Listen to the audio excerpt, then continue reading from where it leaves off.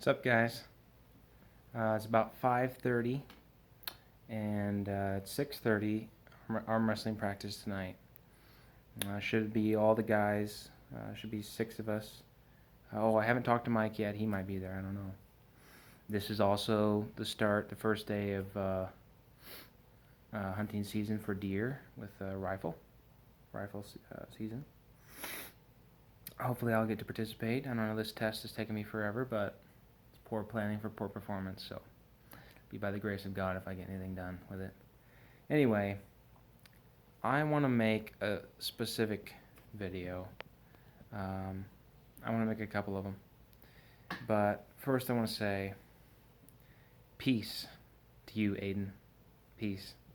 Simply for the reason that while it's fun to make videos back and forth, we have 7 months to go. We have a lot of practices to have with each other. And I don't want to build the animosity too quickly, right? I don't want to build the whole thing up in our minds too fast, because you're still small and weak. I'm still, just getting back out of my deload and haven't really got back to arm wrestling training yet, but I'm focusing on full body still. So I mean, we're far out. And besides, I have some left-handed matches coming up before you. So let us have peace for the time being, brother, and let us war when we are prepared to do so in an honorable fashion. Love you. To go into some more detail, I think that, Aiden, you're making the same mistake that I did with Wyatt. I'm not trying to say that I'm Wyatt and you're me. What I am trying to say is that when you go to war, and you're speaking of warfare like this combat sport that we're participating in that we love, it's not always honorable, the decisions that are to be made that would benefit you best. And what I did with Wyatt was honorable. And what you did with me was honorable, but I lost to Wyatt 6-0. And, he says he only trained for 1 month, and I believe him. I believe that. But when he first came to the club, his forearm, his hand, it was useless. It was dead. All he had was a bicep and a genetically strong wrist to the point where it doesn't really get injured, apparently. What happened, right, a little story time here. When ArmBet came out, the arm wrestling app, right, helps you connect with other arm wrestlers local to you, I immediately got on there and challenged everyone I could. One of the first guys that I was able to meet up with because he was close and that was wanting to meet up with me ASAP was a guy named Sam Gregory. Great guy. He's hilarious. It's the first guy that taught me how to top roll, right? And the first guy that I got to learn from and then come back and beat. And to this day, on certain things we're still back and forth. It's been a beautiful journey. But I pulled with Sam Gregory, for about 4 months. And then I had to take some time off, about 6 months, it turns out, because, well, I had some very serious health issues. And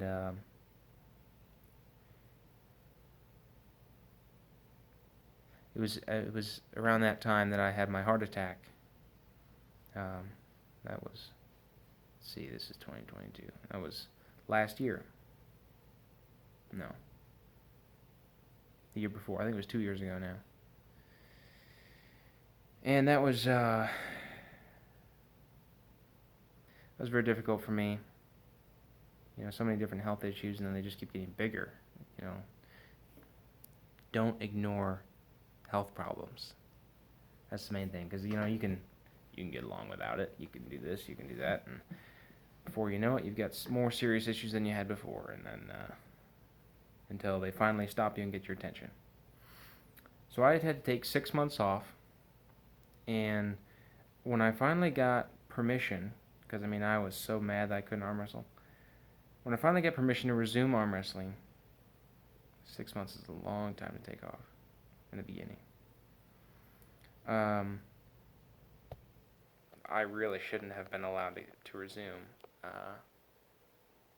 The doctors really don't know what arm wrestling is. They don't understand it. They don't understand how much work it is and how hard we're going at it and the strain on the nervous system, all these things. So while I think it was good for me, it was not something that they should have allowed me to do based on the books that I've read that they wrote.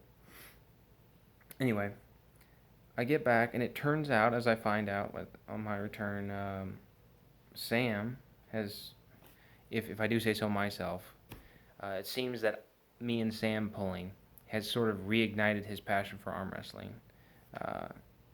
And he really wants to find some chill people that aren't aggressive pros or just aggressive people that are going to hurt him.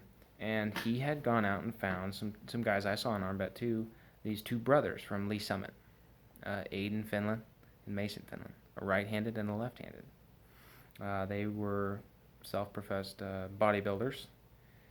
They were very light. They were just beginning their journey, and they were on that the body type where they're very small and it's hard for them to gain size. So they're actually pretty impressive in the way that they are continuing to grow and managing their hypertrophy and everything. But he was playing with them, so when I came back, me and Sam, I go over to Sam, and he's like, hey, let's get in the car. So we get in the car, and we're driving somewhere. I was like, where are we going? He's like, we're going to go to Lee Summit. I said, okay. So we go to Lee Summit. I pull up to his house. I was like, what is this? He'd been playing with these guys, and he told me a little bit about them. I kind of assumed it was going to be at his house, but we get there, and I end up pretty much, I'm number one still. After 6 months of doing nothing. I couldn't even fully flex. Hurt my head. That's how sensitive it was.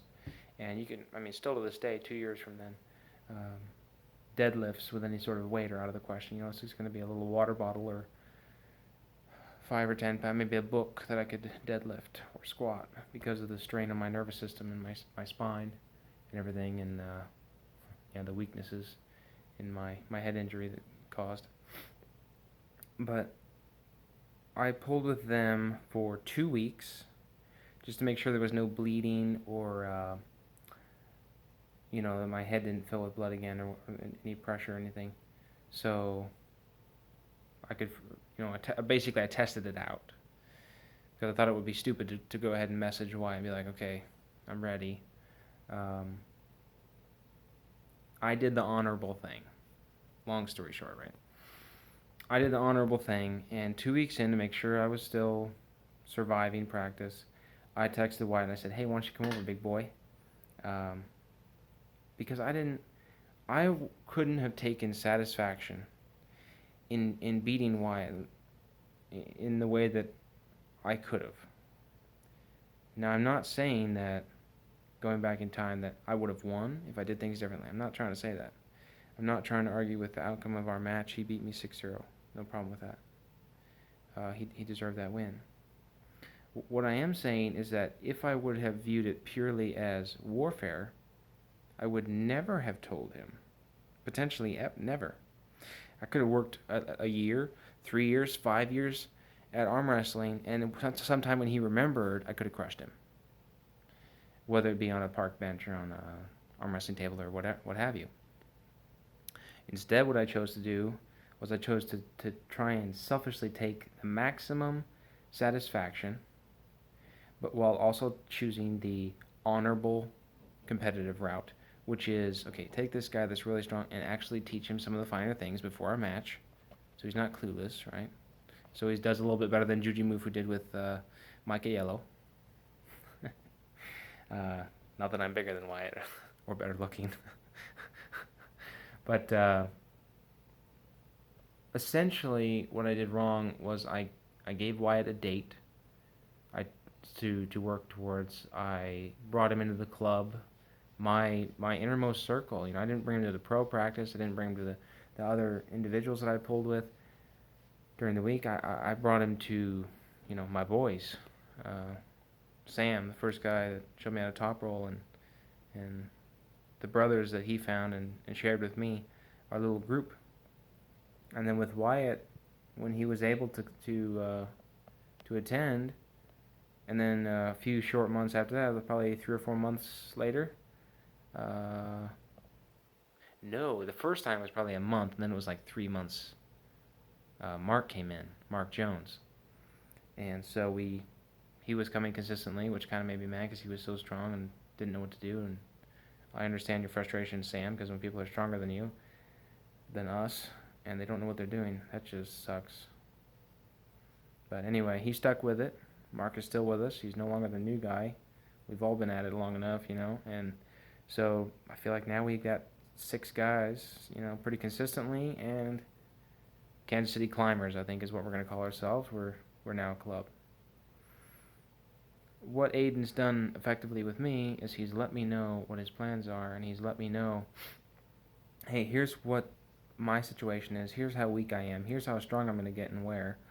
And well, he hasn't told me where, but it's pretty obvious. And I want you to prepare also, even though you're stronger than me right now, and be at your best. And even though you're more experienced than me, meet me in competition. And if you win, meaning me, then you can face Wyatt for the rematch on the right arm, which that'd be cool. And if I win, meaning Aiden, then I will face Wyatt for the number 1 right-handed spot in our club. Right? These are all in-club matches. This is the mistake. This is the mistake.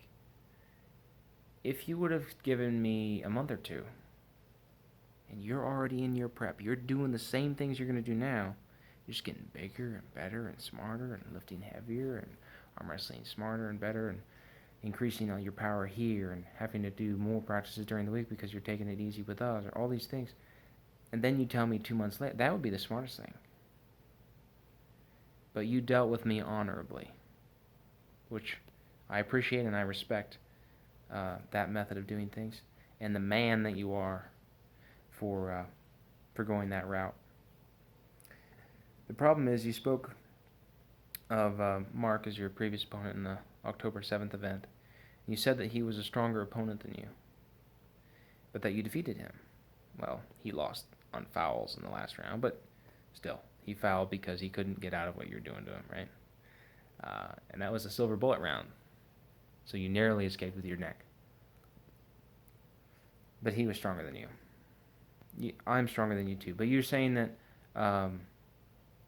Mark was stronger than you and I'm wiser. That's exactly what you're missing, man. It's not necessarily wisdom exactly, but it is definitely the experience and the understanding, which I'll love to share with you after our match. Some more things that I've been learning and some things that the pros taught me last year. I still haven't been able to get to everybody. Hopefully I'll be able to explain it well. But anyway, to me, and I know you're small right now. I know you were sick before the thing with Mark, but my hand's better than yours. Okay, so this is me. I'm a bigger person than you are. I'm stronger than you are. I'm more experienced. I'm more competitive. And neither of us are working out for arm wrestling. Well, I mean, neither of us are doing any sort of lifts for arm wrestling, really. We're not really pursuing it. So, you work out, and then I work out. You get stronger, and I get stronger. You get more table time, I get more table. You get more experience. I'm way ahead. So, I mean, I'm not trying to say you don't have a chance. It's not like that. And I will always entertain a match with you. It's awesome. You're my brother. I'm just trying to actually speak the words of the task that's before you, because even at your strongest, to my recollection, you could never pin my arm. If you took my hand, which you were able to do, I mean, your post was so strong, I couldn't do anything with it leading up to Mark when you were actually big. But it didn't matter, because if I didn't want my arm to go down, you had my hand, but you couldn't take my arm. And that was me sick and weak. And 3 weeks out I think, from my tournament, my competition. And so I was trying to take it easy as well. Then when you have actually pinned me, it's when I've been trying to show you stuff with the King's move. I've been trying to let you climb, let you get up, let Wyatt show you some things, let you wrap around, let you do, your reversal. You don't think I could come forward on that reversal and stop you? Yeah. You don't think there's things I could do? Yeah. So when you get that arm open, then I let you out climb me, then you're able to pin my king's move. If you come in 200 pounds, I think you're a threat. I think you're dangerous. But I don't think you can beat me. And, it's been said for many months that you're the fastest one in our group. I've never tried to be fast. And when we were saying that openly, then Mark was telling me privately, he's like, I'm way faster than Aiden. If I do any speed at all, he can't do nothing. And I thought, well, that's cool. So I did some speed stuff with you, and when you were in your prep, and your post was so great, and I couldn't do anything with it. And I did some speed stuff with Mark when I was feeling good, when I was healthy, a couple of months ago. I think it was since the competition, since the tournament, and I was much faster than him. So I'm not trying to give myself the title of the fastest in the group or anything. I just think it's not like you have me on speed. It's not like you have me on side pressure. It's not like you have me on right now. Our posts are pretty much the same, actually, and I'm just starting to build mine this past 4 or 5 months. So when I get back on that train for the prep for our match, I'll definitely have a good post. And then the lat drag, I have you on the lat drag still. The hand, everything. So, I mean, I know you're a post guy, but I got your hand beat, I got your shoulder beat, I got your elbow beat. If you take center table from me, you'll be in deep water. And if you can't take center table from me, you don't have a chance. So, I wish you well in your preparation. You're awesome. I love you. You're very strong. God bless you. Honor me in your preparation, and I will honor you in mine. We'll have a good match. See you in 6 and a bit months.